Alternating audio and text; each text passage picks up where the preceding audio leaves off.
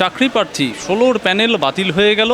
মুখ্যমন্ত্রী স্টেজে খুব উত্তেজনা প্রকাশ করেছে এবং হাইকোর্টের উপর ভরসা প্রায় হারিয়েছেন। বিজেপির হাইকোর্ট বলছেন ওগুলো নাটকবাজি। মুখ্যমন্ত্রী নিজে এখন নিজের পিঠ বাঁচানোর জন্য এইসব কথাবার্তা বলছে। এই যে কলার ধরার পর্ব যদি এখন শুরু হয় না, তৃণমূল নেতাদের নিচু স্তরের, এখন ওরা যদি এখন এসে মাঝারি নেতাদের ধরে, মাঝারি নেতারা কালীঘাটের দিকে তেড়ে আসে, তো কলার ধরাধরির পর্ব থেকে বাঁচার জন্য, নিজের পিঠ বাঁচানোর জন্য এইসব কথাবার্তা বলছেন। মুখ্যমন্ত্রী একজন সংবিধানের নামে শপথ নিয়ে মুখ্যমন্ত্রী হয়েছেন।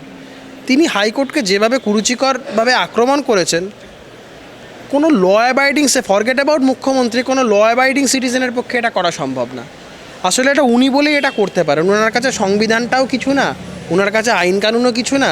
উনি উনার মতন খেয়াল খুশির মতন, হীরক রানীর মতন রাজ্য চালাতে চান। কিন্তু বাংলার মানুষ একটা জায়গা থেকে খুব বদ্ধপরিকর এই মুহূর্তে। এই মুখ্যমন্ত্রী যতই এই সমস্ত উল্টোপাল্টা কথা বলে নিজের পিঠ বাঁচানোর চেষ্টা করুন না কেন, বাংলার মানুষ মুখ্যমন্ত্রীর রূপ দেখে নিয়েছে। বাংলার মানুষ মুখ্যমন্ত্রীর চরিত্র সম্পর্কে ওয়াকিবহল। বাংলার মানুষ জানে যে হাজারো হাজারো কোটি কোটি টাকার যে দুর্নীতি, এ দুর্নীতি অনুপ্রেরণা ছাড়া হতে পারে না। সেটা মানুষের কাছে স্পষ্ট। একেবারেই তাই। এই যে সুপ্রিম কোর্টে যাওয়ার একটা বিষয় আছে, সেটা বলছে সে, তার ফলে কি এই রায়ের কোনো অদল বদল হতে পারে বলে মনে হয়? এটা আমি বলতে পারবো না। Supreme court in it's wisdom তারা বিয়ে করবে। এখন তাদের দলের বড় বড় আইনজীবীরা তারা বলছে 5 মিনিট লাগবে, স্টে হয়ে যাবে। সুপ্রিম কোর্ট স্টে দিতে পারে, সুপ্রিম কোর্ট স্টে নাও দিতে পারে। সেটা সুপ্রিম কোর্টের কমপ্লিটলি তাদের প্রেরোগেটিভ, তারা মামলা শুনে ডিসাইড করবে। এটা নিয়ে আগ বাড়িয়ে মন্তব্য করা তো উচিত নয়। আমি প্রফেশনগতভাবে উকিল, এখন অনেক উকিল আছে তারা এখন বোঝা যাচ্ছে সাইড বিজনেসে টিয়া পাখি নিয়ে বসা শুরু করেছে। তো তারাই ভবিষ্যৎবাণীগুলো করতে পারছে, আমি ভবিষ্যৎবাণীগুলো করতে পারবো না।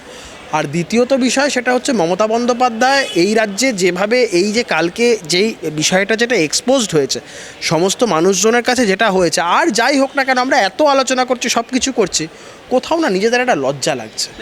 এতে কি সংশয় লাগছে আদালতটা গোটাটা নাকি বিজেপির লোক ভরে যাচ্ছে? তাদের চুরিটাকে কি বলতে হবে? যে তারা খুব ভালো কাজ করেছে, সাধুবাদ দিতে হবে?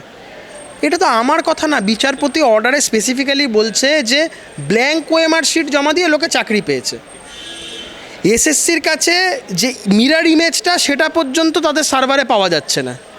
কোন এজেন্সি থেকে দিয়ে করেছে এসএসসি বলছে আমরা, কোন আউটসোর্স করেছে কোন এজেন্সিকে দিয়ে আমরা জানি না। নিচের র্যাঙ্কে থাকা লোক তারা ওপরের এতে চাকরি পেয়েছে। যা খুশি তাই হয়েছে। এরপরেও এটাকে এটাকে হাইকোর্টকে বলতে হবে যা হয়েছে ঠিক হয়েছে? এটা মুখ্যমন্ত্রীর সরকার চালানোর সাথে হাইকোর্টের কোনো সম্পর্ক নেই। মুখ্যমন্ত্রী যেভাবে যত দুর্নীতি, যত অরাজকতাকে মুখ্যমন্ত্রী সঠিক বলে চালান, হাইকোর্ট সেটা করতে পারে না। কারণ high court is bound by set of laws and regulations. High court পারে না খেয়াল খুশি মতন চলতে। হাইকোর্ট আইনের বাইরে চলতে পারে না। উনি মনে করেন তিনি আইনের বাইরে চলেন, আইনকে বুড়ো আঙুল দেখান বলে দুনিয়ার সবাই আইনকে বুড়ো আঙুল দেখিয়ে চলবে। এটা তো হতে পারে না কোনো দিনও। একদমই তাই। 10 লক্ষ চাকরির কথা উঠছে নতুন করে আবার দেওয়ার। আমি বলছিলাম, ঠিক মনে থাকবে তোমার 2012-13 এই সময় কিন্তু উনি বলেছিলেন প্রায় কাজ হয়ে গিয়েছে, 2 কোটি বেকারের চাকরি দেওয়ার যে সম্ভাবনা ছিল।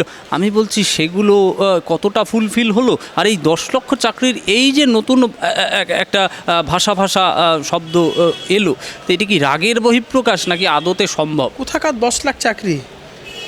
ছেলেরা চাইতে গেলে বলছে গলায় একটা মুড়ির টিন ঝুলিয়ে বাদাম আর চিড়ে ভাজা নিয়ে বাদাম আর ছোলা ভাজা নিয়ে বেরিয়ে পড়ো। এই কথা মুখ্যমন্ত্রী, যখন ছেলেরা চাকরি চাইছে, ছেলেমেয়েগুলো চাকরি চাইছে, তাদেরকে এই কথা বলছে।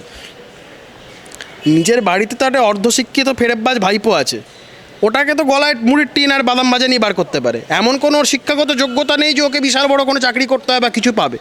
প্র্যাকটিক্যালি 12 পাস ছেলে, ওর কোনো যোগ্যতা নেই।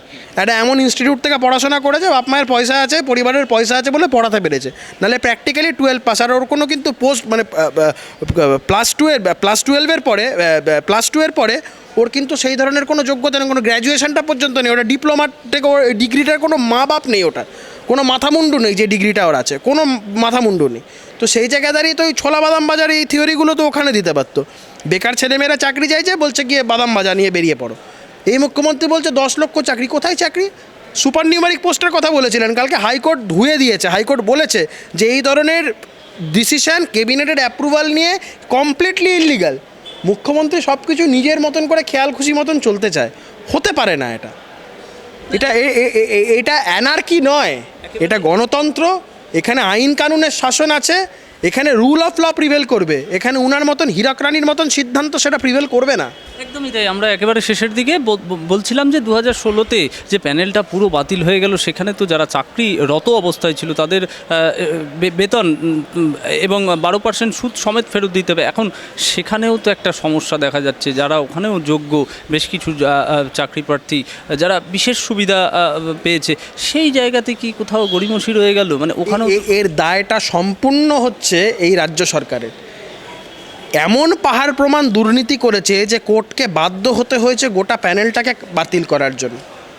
মানুষ বুঝুক যে একটা 2 নম্বরই ফেরেববাজি সরকারকে নিয়ে আসলে কি করুণ পরিণতিটা হতে পারে, এটা সাধারণ মানুষ বুঝুক। এরপরেও যদি মানুষ না বোঝে, আমরা যে কোন অন্ধকারের দিকে তলিয়ে যাব আমরা নিজেরাও ভাবতে পারছি না। It's high time one must think. একেবারেই তাই। শিল্প কলকারখানা নেই, তার সঙ্গে শিক্ষা ব্যবস্থার এই পরিস্থিতি, আর নিয়োগ দুর্নীতির এই পরিস্থিতি। আমি বলছি কোথায় যাবে মানুষ, কোথায় যাবে যুব সমাজ? আগামী 5 বছর পরে দাঁড়াবো কোথায়? গলায় গলায় মুড়ির টিন ঝুলিয়ে বেরিয়ে পড়বে মুখ্যমন্ত্রীর কথা অনুযায়ী। এইটাই করবে যুব সমাজ।